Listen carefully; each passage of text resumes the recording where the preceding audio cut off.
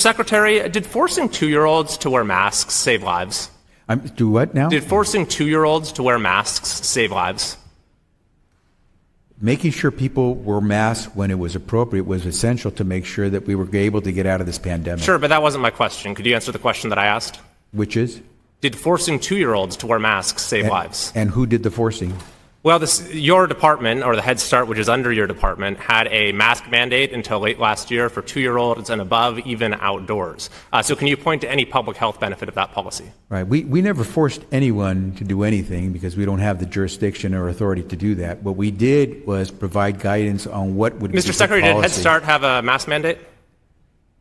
We provide a mask mandate, a requirement for jurisdictions that wish to receive money to provide particular services. So Head Start did have a mask mandate for kids, yes? We had a mask mandate for for agencies that wish to get federal dollars. So that's a yes. So can you point to any benefit, that's not a yes to any your public question. health benefit from that policy, whether it was recommended or enforced or forced, of requiring young children to wear masks?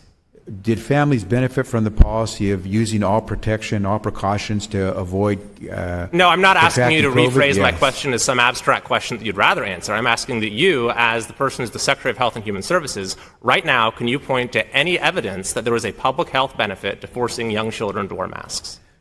Well, the fact that today we are not losing lives the way we lost them when we first got into this pandemic. And you think that's is a because we clear forced sign. 2-year-olds to wear masks?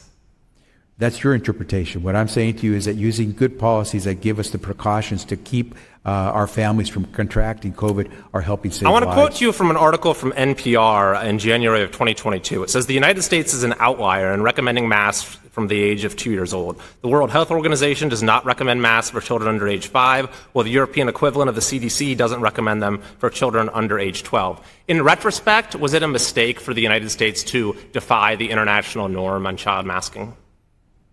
The U.S. has been working closely with our international partners, and we have done more than any other country to try to help. But that's not what I asked you. I asked you, was it a mistake countries. to defy the international norm on the issue of child masking?